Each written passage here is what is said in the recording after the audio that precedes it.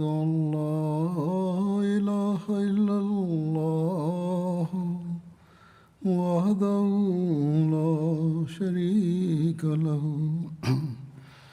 وأشهد أن محمدا عبده ورسوله أما بعد فأعوذ بالله من الشيطان الرجيم بسم الله الرحمن الرحيم الحمد لله رب العالمين الرحمن الرحيم مالك يوم الدين إياك نعبد وإياك نستعين اهدنا الصراط المستقيم صراط الذين أنعمت عليهم غير المغضوب عليهم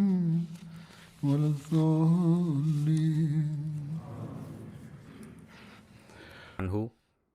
Mengenai ekspedisi ke-7 dalam mengatasi para pemberontak, secara rinci adalah sebagai berikut.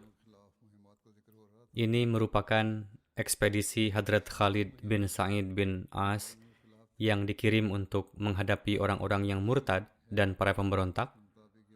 Hadrat Abu Bakar radhiyallahu anhu menyerahkan bendera kepada Hadrat Khalid bin Sa'id bin As dan mengirim beliau menuju wilayah perbatasan Syam, yaitu Hampatain. Terkait sosok Hadrat Khalid bin Sa'id bin As, nama beliau adalah Khalid dan sebutan beliau adalah Abu Sa'id.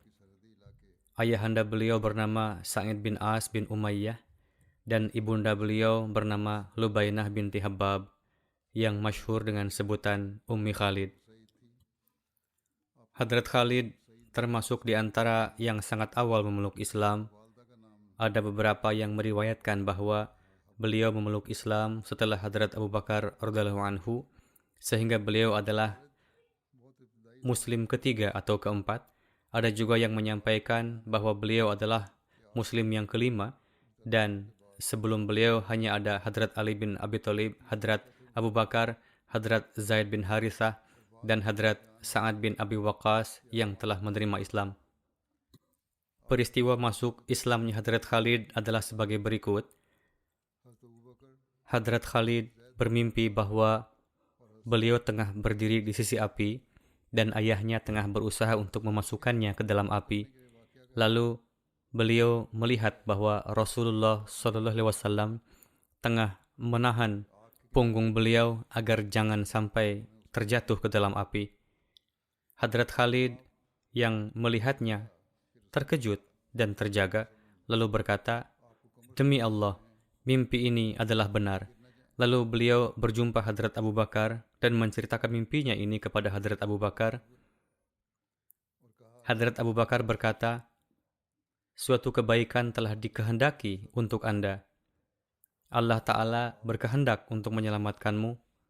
Ikutilah sosok ini, yakni Muhammad Rasulullah SAW, karena tatkala Anda menerima Islam dan mengikuti sosok beliau, maka beliau akan menyelamatkanmu dari jatuh ke dalam api, sementara ayahmu adalah yang akan masuk ke dalam api itu."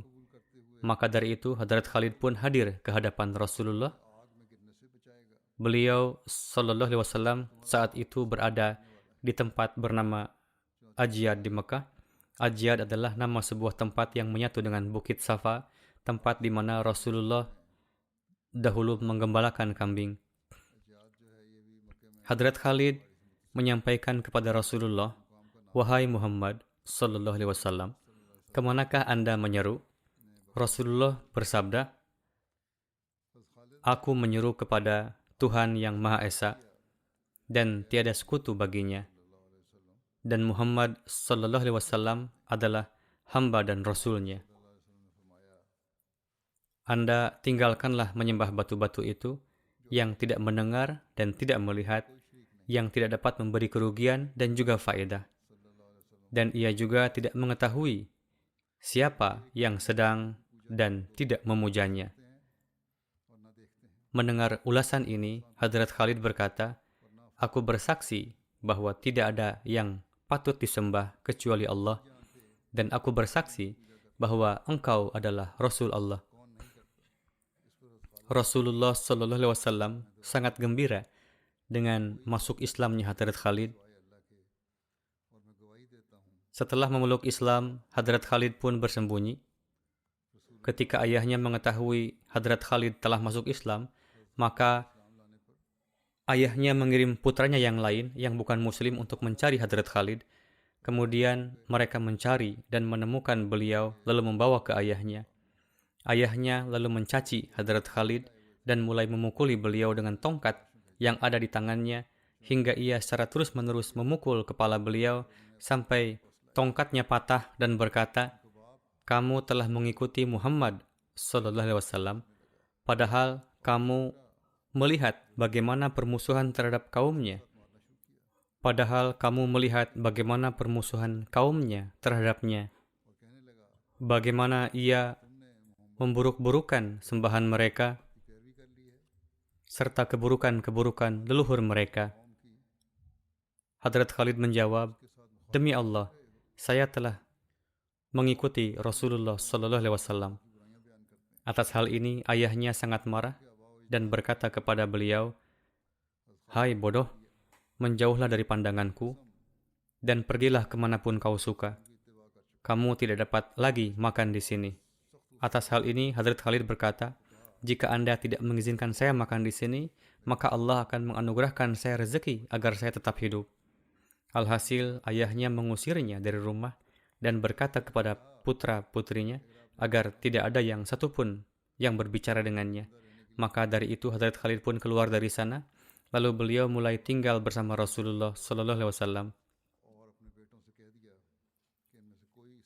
Biasanya beliau mengasingkan diri dari ayahnya dan tinggal di daerah sekitar Mekah agar jangan sampai beliau kembali tertangkap dan mengalami penganiayaan. Ayah Hadrat Khalid sangat berlaku aniaya terhadap kaum muslimin dan termasuk di antara para pemuka Mekah. Suatu saat ia jatuh sakit dan dalam keadaan sakit yang keras itu ia berkata, "Jika Allah menyembuhkanku dari penyakit ini," apakah ia memang menyebut Allah atau nama sembahannya? Alhasil, ia berkata, "Jika saya sembuh dari penyakit ini, maka tidak akan ada lagi penyembahan terhadap Tuhan Ibnu Abi Kabsyah, yakni Muhammad Sallallahu Alaihi Wasallam di Mekah. Aku akan sedemikian rupa bertindak keras dan aku akan mengeluarkan segenap umat muslim dari Mekah." Tatkala Hadrat Khalid mengetahuinya, maka Hadrat Khalid berdoa, "Ya Allah, saya memanjatkan doa yang bertentangan dengan ayah saya, yaitu janganlah engkau sembuhkan ia." Alhasil, ia pun meninggal dalam penyakitnya itu. Tatkala kaum muslim melakukan hijrah kedua ke Habsyah, saat itu Hadrat Khalid pun ikut pergi bersama mereka. Istrinya, yaitu Umaymah binti Khalid Huzaiyah, pun ikut bersamanya. Salah satu saudaranya, Hadrat Khalid, yaitu Hadrat Amr bin Sa'id, pun ikut serta hijrah bersamanya. Di masa perang Khaybar, Hadrat Khalid kembali dari Habsyah dan hadir di hadapan Rasulullah bersama Hadrat Ja'far bin Abi Talib. Beliau tidak ikut di dalam perang Khaybar, tetapi Rasulullah SAW pun memberikan bagian harta ghanimah untuknya. Setelah itu, beliau terus ikut bersama Rasulullah SAW di Umratul Qaza, Fatah Makkah, Perang Hunain, Taif, dan Tabuk. Beliau tidak ikut di dalam Perang Badar, yang mana hal ini selalu beliau sesali. Beliau bertanya kepada Rasulullah SAW, "Wahai Rasulullah, kami tidak sanggup ikut di perang Badar bersama Tuan." Rasulullah SAW bersabda, "Apakah Anda tidak suka bahwa orang lain mengalami sekali hijrah, sementara Anda mengalami 2 kali hijrah?" Hadrat Khalifatul Masih Tsani radhiyallahu anhu di dalam buku pengantar mempelajari Al-Quran, terkait nama-nama para penulis wahyu, di dalamnya pun terdapat nama Hadrat Khalid bin Sa'id bin As. Rasulullah Shallallahu Alaihi Wasallam mengangkat Hadrat Khalid bin Sa'id sebagai pejabat untuk mengumpulkan pengorbanan sedekah di Yaman. Beliau memegang amanat ini hingga kewafatan Rasulullah SAW. Setelah kewafatan Rasulullah, beliau datang ke Madinah. Lalu Hadrat Abu Bakar bersabda kepadanya, "Mengapa Anda kembali kemari?" Beliau menjawab, "Saya tidak mau untuk bekerja kepada siapapun sepeninggal Rasulullah SAW." Dikatakan bahwa saat itu beliau menunda berbaiat kepada Hadrat Abu Bakar, tetapi tatkala Banu Hashim baiat kepada Hadrat Abu Bakar, maka Hadrat Khalid pun berbaiat kepada Hadrat Abu Bakar. Setelah itu, Hadrat Abu Bakar di berbagai kesempatan mengangkat dan mengirim beliau sebagai amir pasukan Islam. Hadrat Khalid disyahidkan di masa kekhalifahan Hadrat Abu Bakar pada perang Marjush Safar. Beberapa riwayat menjelaskan bahwa perang Marjush Safar terjadi pada tahun 14 Hijriah, yaitu di masa awal kekhalifahan Hadrat Umar. Diriwayatkan bahwa Hadrat Khalid disyahidkan pada perang Ajnadin di negeri Syam, yaitu 24 hari sebelum kewafatan Hadrat Abu Bakar. Di dalam tarikh Tabari, rincian mengenai ekspedisi Hadrat Khalid melawan golongan murtad adalah sebagai berikut. Tatkala Hadrat Abu Bakar bersiap dan telah membagikan tugas kepemimpinan pasukan untuk menanggulangi orang-orang murtad, salah satu di antara mereka yang terpilih adalah Hadrat Khalid bin Sa'id. Hadrat Umar melarang Hadrat Abu Bakar untuk mengangkatnya sebagai pemimpin dan berkata, "Janganlah Anda sekalipun menugaskannya." Hadrat Abu Bakar radhiyallahu anhu bersabda, "Tidak, saya menolak pendapat Hadrat Umar. Hadrat Khalid telah diangkat sebagai pasukan bantuan di Tema. Tema pun adalah satu kota masyhur di antara Syam dan Madinah." Alhasil, tatkala Hadrat Abu Bakar memerintahkan Hadrat Khalid bin Sa'id untuk pergi ke Tema, beliau bersabda, "Janganlah sekali-kali menyingkir dari tempatmu, dan undanglah orang-orang yang ada di sekitarmu untuk berjumpa denganmu. Terimalah hanya mereka yang tidak murtad, dan janganlah berperang dengan siapapun, kecuali mereka yang datang menyerangmu. Hingga tiba perintah-perintah saya selanjutnya." Hadrat Khalid lalu bermukim di Tema, dan beliau berjumpa dengan banyak sekali kelompok-kelompok di sana. Berita tentang kehebatan pasukan Muslim pun tiba hingga ke telinga Romawi. Mereka lalu mencari pasukan dari antara bangsa Arab yang masih ada di bawah pengaruh mereka untuk pertempuran di Syam. Hadrat Khalid lalu menyampaikan kepada Hadrat Abu Bakar tentang persiapan-persiapan kaum Romawi dan kedatangan kabilah-kabilah Arab. Hadrat Abu Bakar menjawab, "Anda bergeraklah maju, janganlah gentar sedikit pun, dan carilah pertolongan dari Allah." Mendapat jawaban ini, Hadrat Khalid segera bergerak saat itu juga ke arah musuh. Tatkala jarak mereka sudah dekat, maka timbul ketakutan sedemikian rupa di dalam pasukan musuh, di mana mereka meninggalkan barisan mereka dan pergi ke sana kemari melarikan diri. Hadrat Khalid lalu menguasai kedudukan musuh. Sebagian besar orang-orang yang berkumpul di dekat Hadrat Khalid kemudian menjadi Muslim. Hadrat Khalid lalu menyampaikan berita keberhasilan ini kepada Hadrat Abu Bakar. Hadrat Abu Bakar menulis, "Anda bergeraklah maju, tetapi janganlah terlalu jauh supaya musuh tidak mendapat kesempatan untuk menyerang Anda dari belakang." Di dalam buku-buku sejarah, hanya inilah yang tertera perihal Hadrat Khalid bin Sa'id dalam menanggulangi golongan murtad di masa Hadrat Abu Bakar. Adapun tentang peristiwa-peristiwa kemenangan di Syam di era Hadrat Abu Bakar akan dijelaskan pada kesempatan selanjutnya. Ekspedisi ke-8 adalah pertempuran di bawah Hadrat Turaifah bin Hajiz untuk menghadapi kelompok murtad dan pemberontak. Hadrat Abu Bakar menyerahkan satu bendera kepada Hadrat Turaifah bin Hajiz dan memerintahkan kepadanya untuk menghadapi Banu Sulaim dan Banu Hawazin. Di dalam satu riwayat tertera bahwa Hadrat Abu Bakar mengirim Ma'an bin Hajiz untuk menghadapi kabilah Banu Sulaim dan Banu Hawazin. Meski demikian, Allamah Ibni Abdul Bar di dalam bukunya Al-Isti'ab menulis ayah Hadrat Turaifah dan Ma'an dengan nama Hajiz dengan huruf Za. Allamah Ibnu Asir di dalam Usdul Ghabah menulisnya dengan nama Hajir dengan huruf Ra. Setelah Hadrat Abu Bakar terpilih sebagai khalifah, beliau mengangkat Hadrat Turaifah bin Hajiz sebagai wali bagi orang-orang Arab Banu Sulaim yang teguh dalam keislamannya. Beliau adalah sosok pengkhidmat yang mukhlis dan bergelora. Beliau menyampaikan pidato-pidato yang sedemikian memberi pengaruh, sehingga banyak orang-orang Arab Banu Sulaim yang datang menemui beliau. Di dalam satu riwayat tertera bahwa Hadrat Abdullah bin Abu Bakar menyampaikan tentang keadaan Banu Sulaim sebagai berikut, bahwa setelah kewafatan Nabi Karim Sallallahu Alaihi Wasallam, beberapa orang di antara mereka pun menjadi murtad dan kembali kepada kekafiran. Namun, sebagian dari mereka ada yang tetap teguh di dalam Islam bersama Amir kabilah mereka, yakni Ma'an bin Hajiz, atau menurut sebagian yang lain adalah saudaranya, yakni Turaifah bin Hajiz.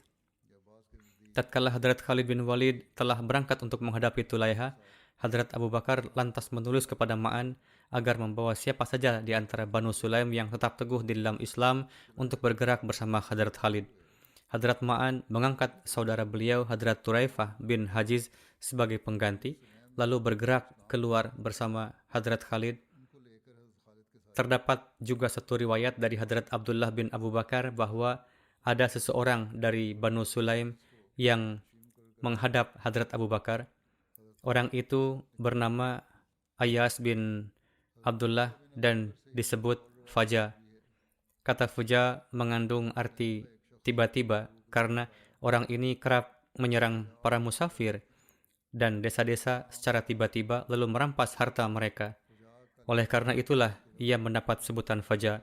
Alhasil, ia menghadap Hadrat Abu Bakar dan berkata, "Saya adalah Muslim dan saya ingin berjihad untuk melawan orang-orang yang kafir dan mereka yang telah murtad.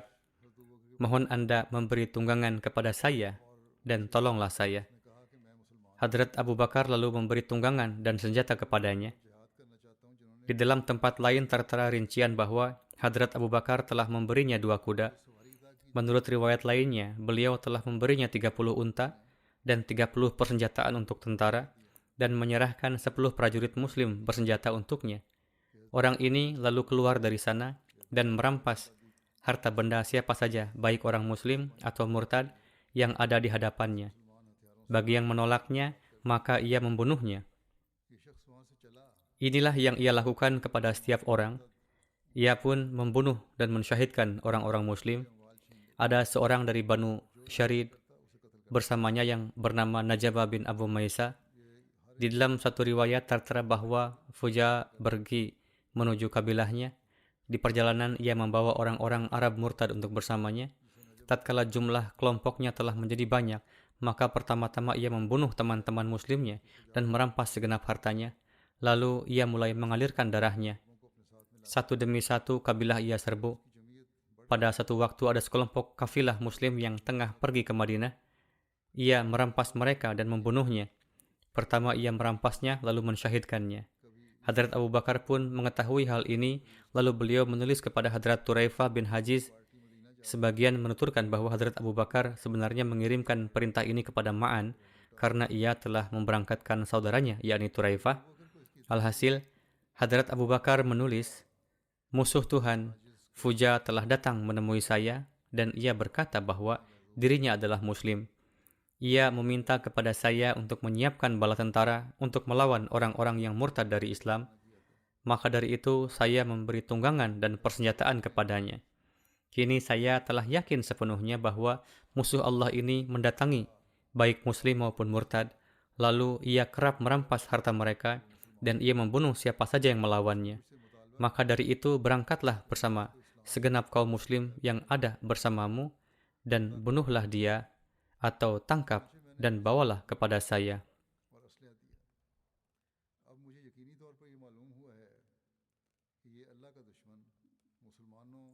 Di dalam satu riwayat tertera bahwa Hadrat Abu Bakar pun memberangkatkan Hadrat Abdullah bin Qais untuk membantu Hadrat Turaifah.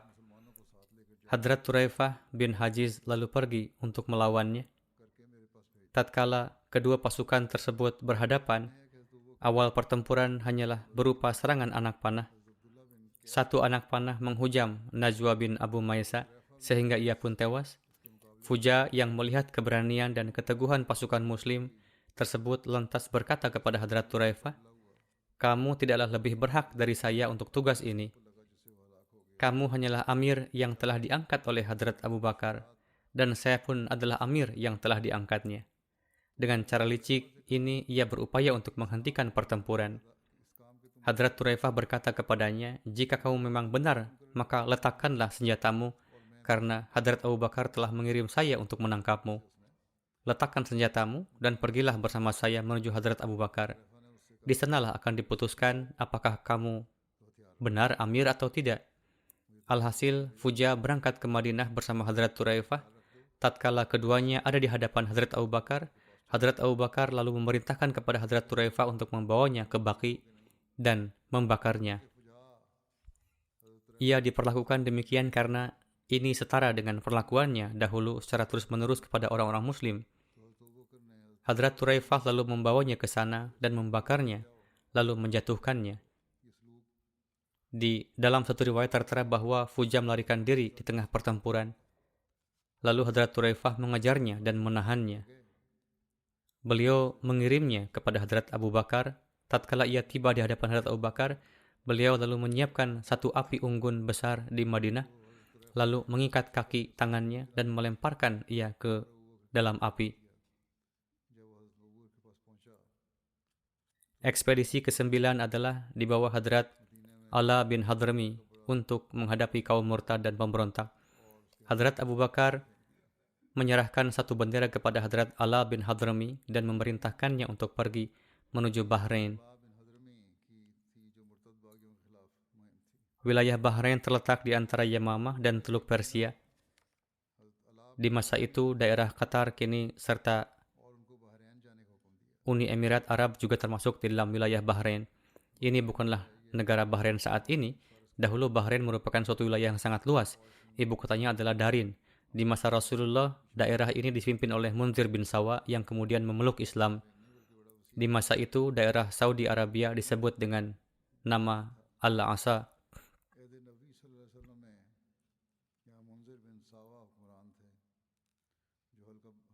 Mengenai Hadrat Ala bin Hadrami, dalam nama beliau adalah Ala. Nama ayah beliau adalah Abdullah. Beliau berasal dari Hadramaut di daerah Yaman. Beliau memeluk Islam di masa awal dakwah Islam. Salah satu saudaranya Hadrat Ala bin Hadrami, yaitu Amr bin Hadrami, adalah orang musyrik pertama yang telah terbunuh di tangan seorang muslim dan hartanya menjadi harta khumus pertama yang diterima Islam. Di dalam sebab-sebab mendasar terjadinya perang Badar pun tertera bahwa salah satunya adalah disebabkan ia telah terbunuh.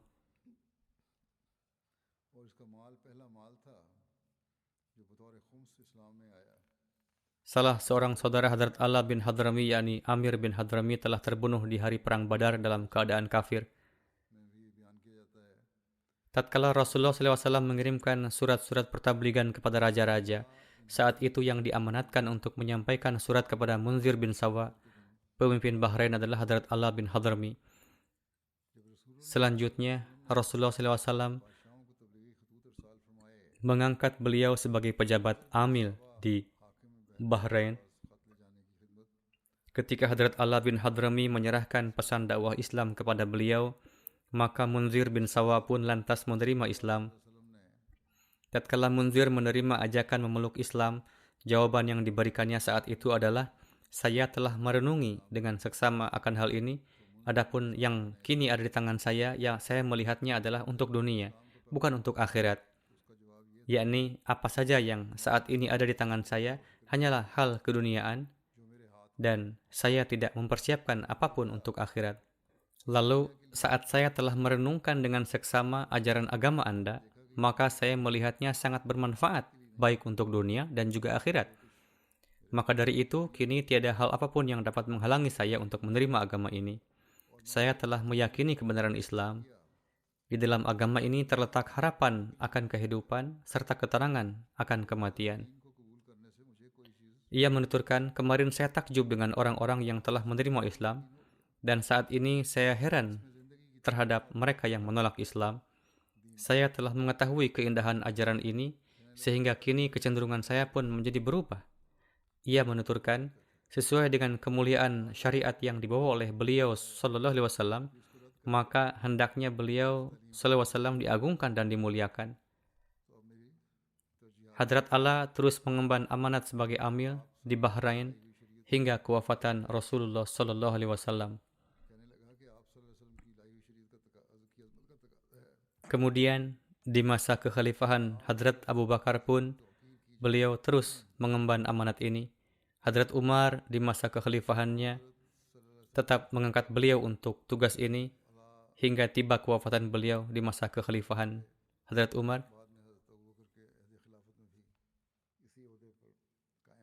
Menurut Tabaqat Ibnu Sa'ad, suatu waktu ketika penduduk Bahrain mengadu terkait Hadrat Ala bin Hadrami ke hadapan Rasulullah Sallallahu Alaihi Wasallam, maka saat itu Rasulullah Sallallahu Alaihi Wasallam memakzulkannya dan mengangkat Hadrat Abban bin Sa'id bin As sebagai wali pemimpin di sana.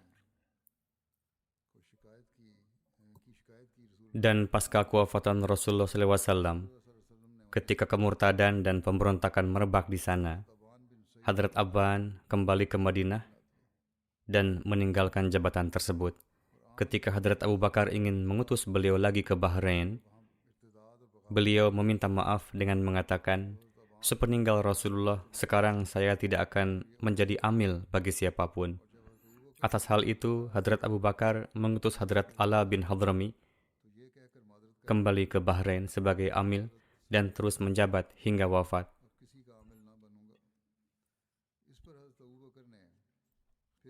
Hadrat Ala dikenal dengan pengabulan doanya. Berkenaan dengan beliau terdapat beragam riwayat. Hadrat Abu Hurairah selalu menceritakan bahwa saya sangat terkesan dengan keistimewaan dan pengabulan doa beliau.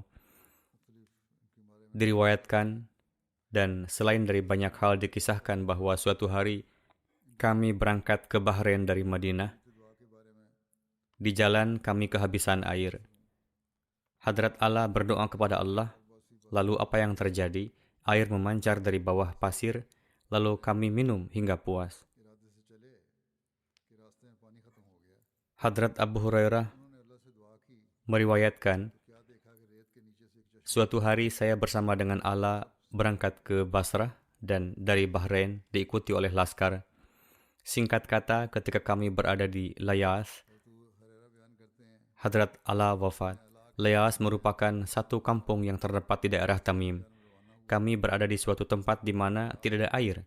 Lalu Allah Ta'ala menampakkan belahan awan kepada kami yang menurunkan hujan kepada kami. Kami memandikan jenazah beliau dengan air tersebut, lalu menggali kuburan untuk beliau dengan pedang-pedang kami. Kami tidak membuatkan lubang lahat untuk beliau. Setelah sekian lama, kami kembali untuk membuat lahat, namun kami tidak menemukan area kuburan beliau. Berkenaan dengan kewafatan beliau pun ada beragam pendapat. Sebagian berpendapat bahwa beliau wafat pada tahun 14 Hijriah, sebagian lagi menyatakan 21 Hijriah. Berkenaan dengan keadaan Bahrain, diriwayatkan bahwa Bahrain berada di bawah pemerintahan Raja Hira. Adapun Raja-Raja Hira berada di bawah kekuasaan Raja-Raja Kisra. Sebelum Islam, Hira merupakan istana Raja-Raja Irak. Kota pesisir dan komersial Bahrain memiliki populasi campuran, terdiri dari Persia, Kristen, Yahudi, dan juga Jad. Perdagangan Arab didominasi oleh Persia. Daerah-daerah tersebut dihuni juga oleh sekelompok para pedagang yang datang dari Hindustan dan Iran. Mereka menetap di daerah antara muara Sungai Efrat dan pantai Aden. Para pedagang tersebut menjalin hubungan pernikahan dengan penduduk lokal setempat. Keturunan yang terlahir dari mereka disebut juga dengan nama Abna.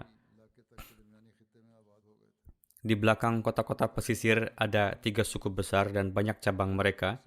pertama Bakar bin Wail, Abdul Qais, dan ketiga Rabiah.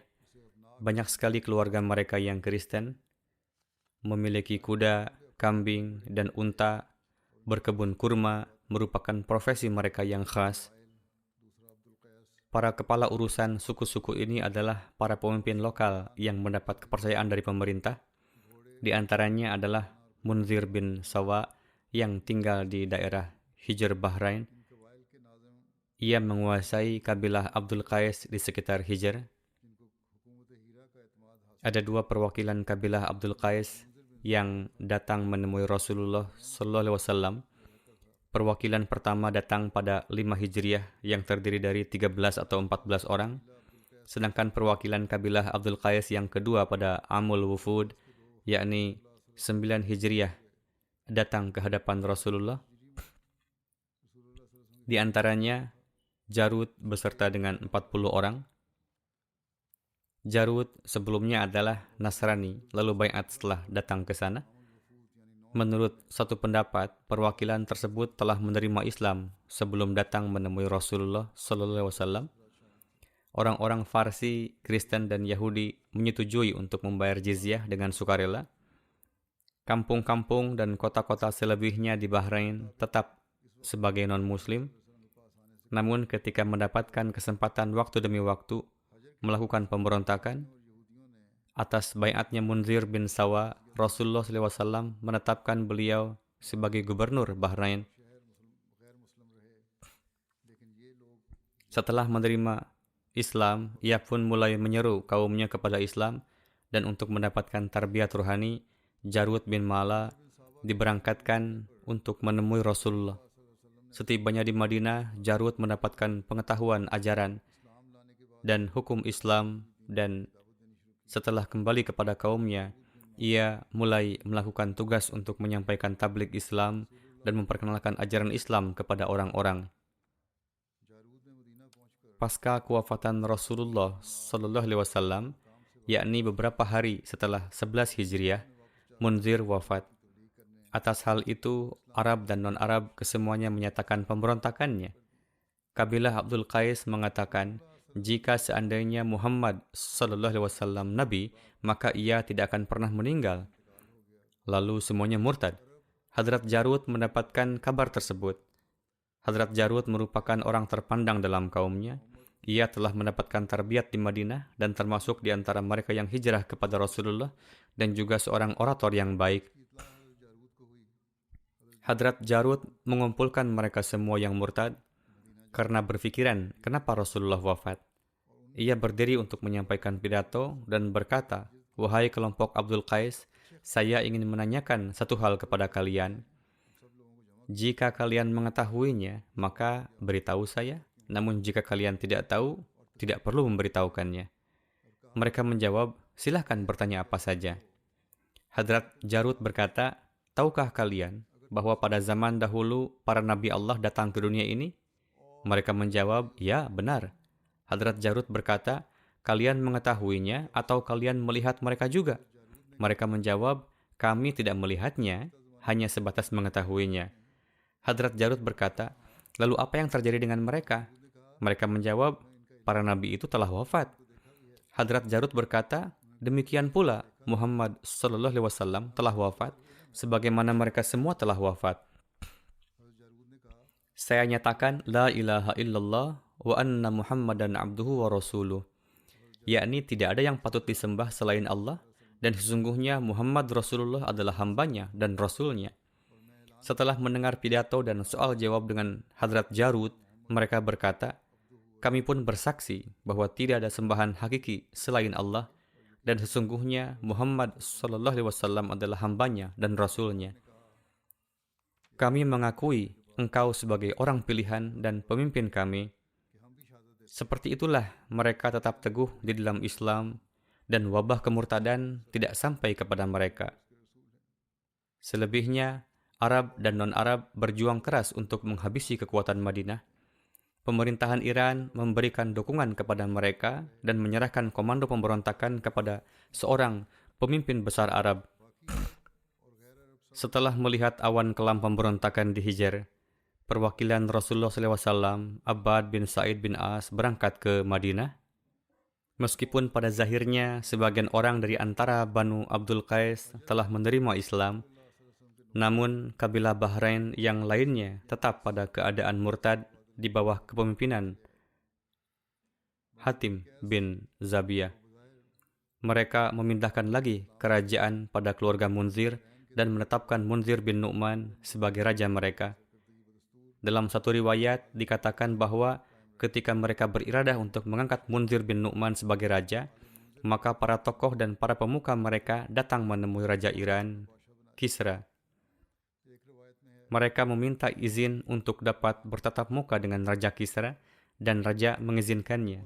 Mereka hadir ke hadapan Raja dengan menyampaikan kebesaran dan keistimewaan Raja-Raja. Kisra berkata, "Wahai orang Arab, apa yang telah membuat kalian datang kemari?" Mereka menjawab, "Wahai Raja, orang yang diyakini mulia oleh Quraisy dan Mudar telah wafat." Yang dimaksud oleh mereka adalah Rasulullah SAW. Sebagai penggantinya telah terpilih seseorang yang memiliki fisik dan gagasan yang lemah. Mereka mengatakan itu perihal Hadrat Abu Bakar. Dan para amilnya telah kembali ke rekan-rekan mereka untuk mendapatkan bimbingan.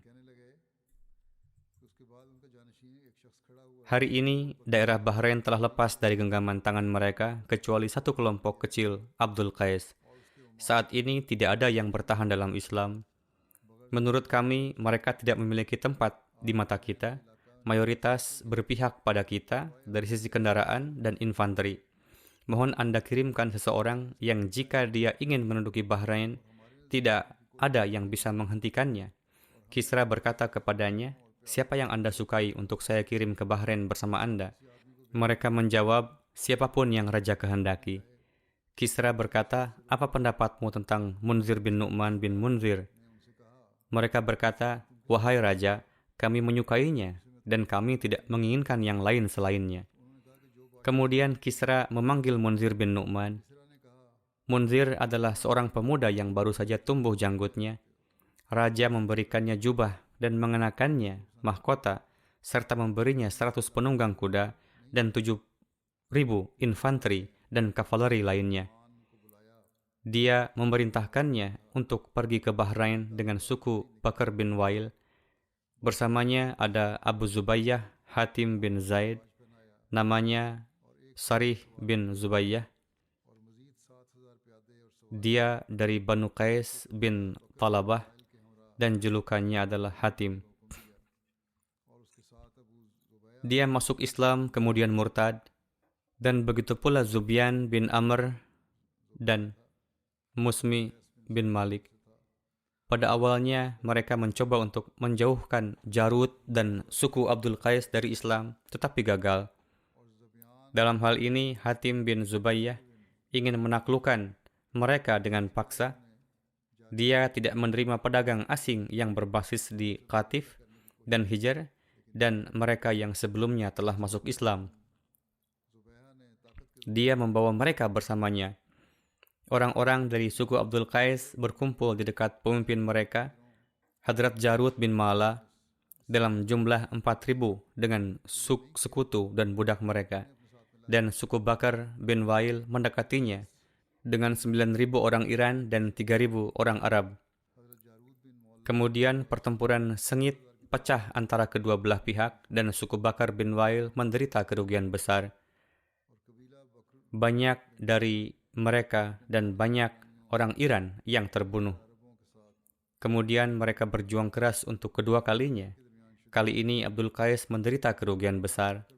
Dengan begitu, mereka terus membalas dendam satu sama lain dan perang di antara mereka berlanjut selama beberapa hari sampai banyak orang terbunuh dan orang-orang dari suku Banu Abdul Qais mengajukan perdamaian kepada Bakar bin Wail.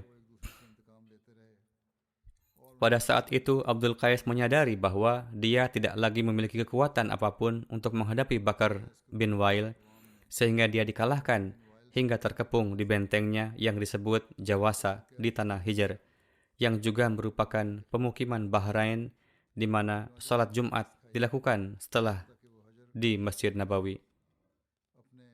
Oleh karena itu, terdapat riwayat dalam Bukhari yang diriwayatkan oleh Hadrat Ibnu Abbas yang berbunyi, Inna awwala yaumi jum'atin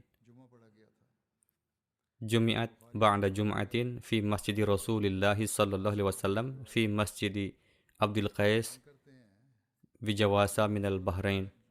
Bahwa Jumat pertama setelah Masjid Nabawi dilakukan di Masjid Suku Abdul Qais di pemukiman Jawasa di Bahrain.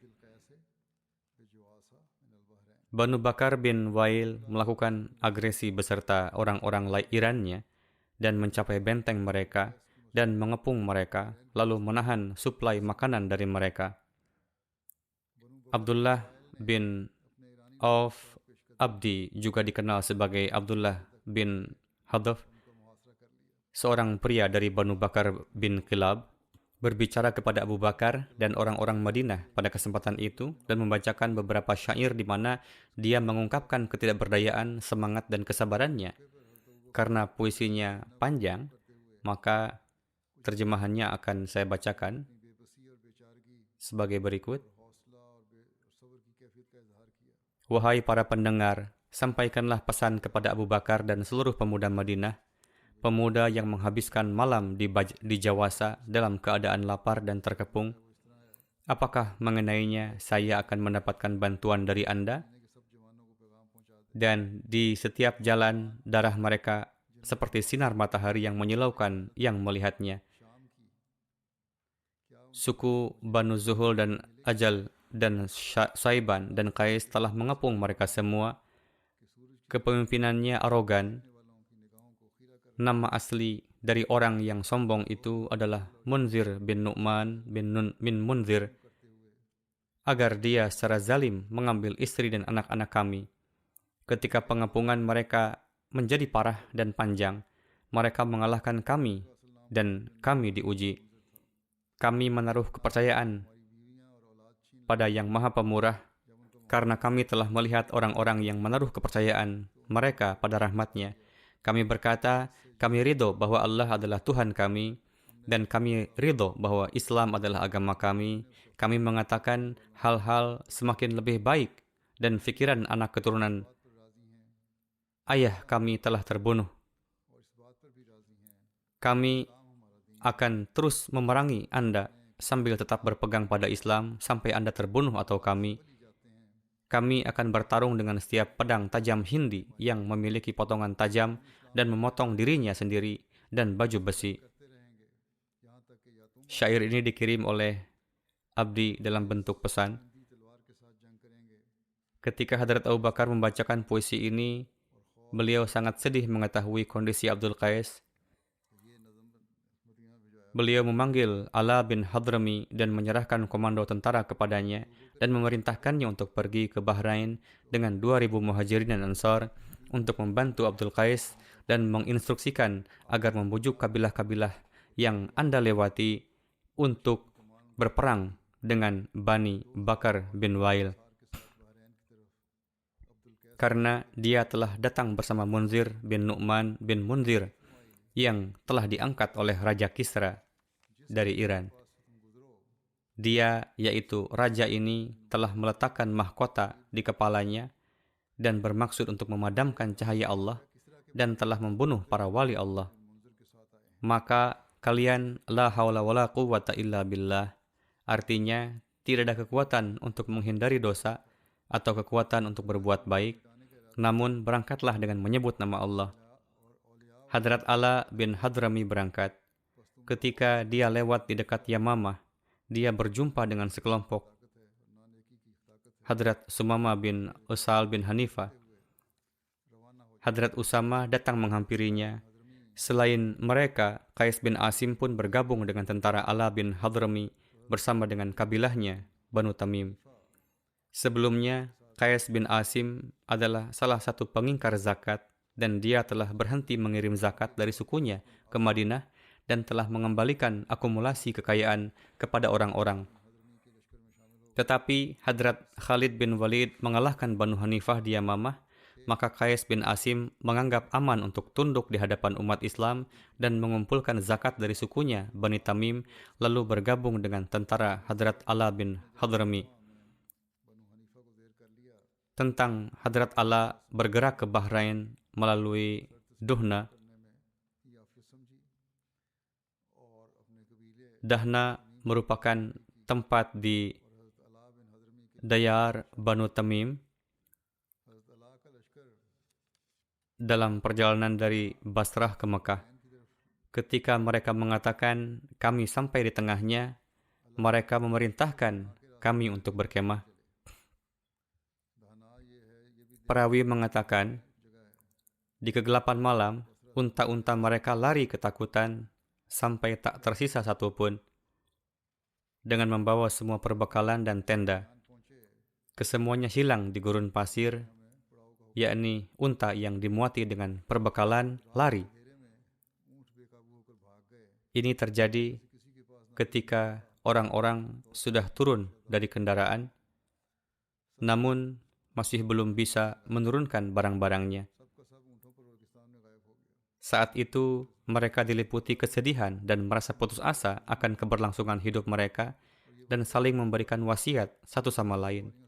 Lalu pemberi aba-aba menyuruh mereka berkumpul. Hadrat Ala berkata, "Saya melihat raut kesedihan dan duka di wajah kalian. Kenapa kalian begitu khawatir?" Orang-orang mengatakan kepadanya, "Ini bukanlah sesuatu yang bisa kita salahkan. Unta-unta kita telah melarikan diri. Jika kondisi kita seperti ini hingga esok, maka mungkin kita telah binasa sebelum matahari terbit sepenuhnya." Hadrat Ala Hadrami berkata, "Jangan khawatir. Bukankah kalian orang-orang muslim? Bukankah kalian berjuang di jalan Allah? Bukankah kalian penolong-penolong Allah?" Mereka menjawab, "Ya, tentu." Hadrat Allah berkata, "Bergembiralah. Demi Allah, Allah yang Maha Suci dan Maha Luhur tidak akan melantarkan kalian dalam kondisi seperti ini." Seiring dengan terbitnya fajar, dikumandangkanlah azan subuh dan Hadrat Allah mengimami salat. Sebagian dari mereka bersuci dengan tayamum dan sebagian lagi masih dalam keadaan suci. Setelah selesai salat, Hadrat Ala al-Hadrami berlutut diikuti oleh pasukannya. Beliau berdoa dengan sungguh-sungguh, begitu juga pasukannya hingga terbit matahari. Ketika memancar seberkas sinar di ufuk timur, lalu Hadrat Ala mengarah ke arah Saf dan berkata, "Apakah ada yang akan mengecek sinar apa ini?" Lalu ada seseorang yang pergi untuk mengecek. Sekembalinya mengatakan, "Ini adalah cahaya Fata Morgana, bukan air."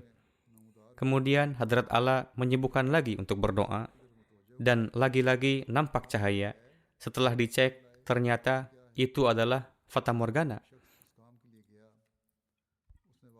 Kemudian muncul lagi untuk yang ketiga kali. Setelah dicek, dikatakan bahwa itu adalah air. Hadrat Ala al-Hadrami berdiri, diikuti oleh pasukannya. Mereka mendekati air itu, lalu minum dan mandi. Di sana ada mata air memancar. Saat matahari belum begitu tinggi, unta-unta mereka yang hilang itu datang dari berbagai arah mendekati mereka. Setiap orang memegang kendaraannya dan tidak ada satupun perbekalan yang hilang dari atas kendaraan itu. Merupakan mukjizat doa, yakni Allah Ta'ala mengeluarkan air dan unta-unta pun kembali. Orang-orang memberikan untanya minum dan minum lagi hingga puas dan juga membawanya sebagai bekal. Kemudian beristirahat.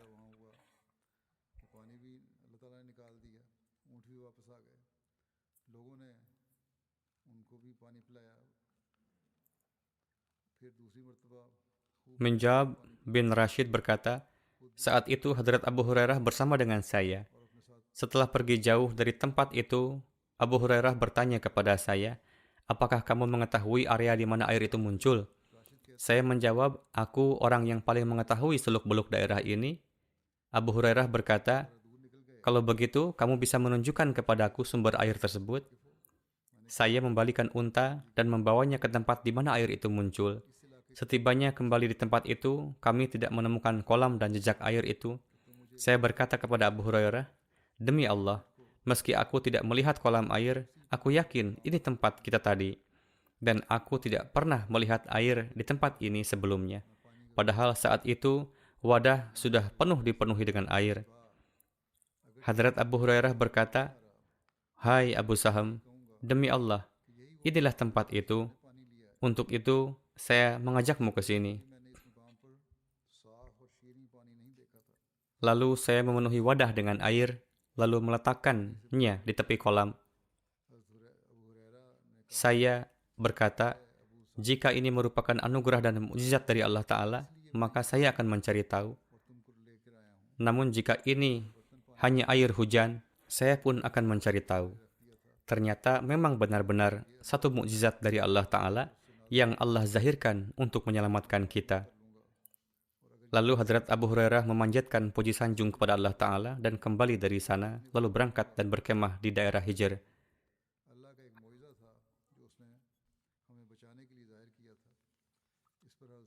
Hadrat Allah menulis surat kepada Hadrat Abu Bakar yang berbunyi, "Amma ba'du, Allah Ta'ala telah mengalirkan air dari sumbernya bagi kami di lembah Dahna, padahal tidak ada tanda-tanda sumber mata air di sana." Setelah diliputi oleh kegelisahan dan kedukaan mendalam, Allah Ta'ala telah memperlihatkan mukjizatnya kepada kami. Ini memberikan satu nasihat kepada kami semua, agar kami memanjatkan puji sanjung kepadanya. Untuk itu, mohonlah doa kepada kehadapan Allah Ta'ala, dan mohonlah pertolongan untuk para penolong Allah. Beliau mengirimkan laporan tersebut kepada Hadrat Abu Bakar. Lalu Hadrat Abu Bakar memanjatkan puji syukur kehadirat ilahi, memohon doa kepadanya dan bersabda, berkenaan dengan lembah Dahna, orang-orang Arab selalu menceritakan bahwa ketika ditanyakan kepada Hadrat Luqman perihal lembah tersebut, yakni apakah harus digali untuk mendapatkan air ataukah jangan, beliau melarang untuk menggalinya dan bersabda, di sini tidak akan pernah muncul air. Untuk itu, memancarnya sumber mata air di lembah tersebut merupakan satu tanda agung akan kudrat ilahi, yang mana kami belum pernah mendengarnya dari kaum-kaum sebelumnya. Para sahabat pun biasa mengalami mukjizat seperti itu. Para sahabat yang berangkat untuk memenuhi misi demi Allah Ta'ala, selebihnya akan saya sampaikan pada kesempatan yang akan datang, insyaAllah.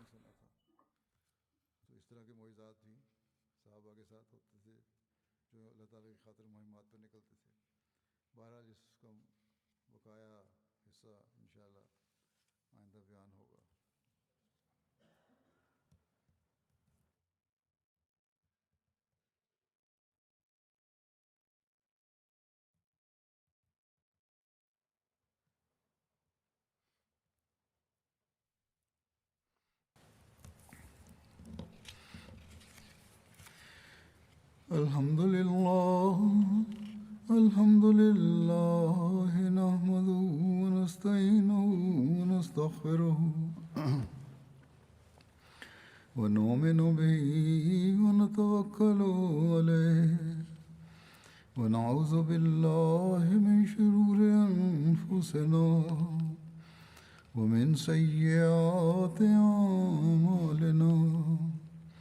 من يهده الله فلا مضل له ومن يضلل فلا هادي له ونشهد أن لا إله إلا الله ونشهد أن محمدا عبده ورسوله.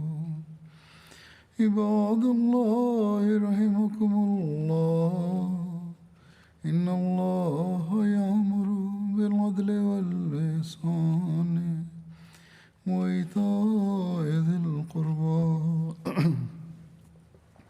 وينهى عن الفحشاء والمنكر والبغي يعظكم لعلكم تذكرون. اذكروا الله يذكركم وادعوه يستجب لكم ولذكر الله أكبر.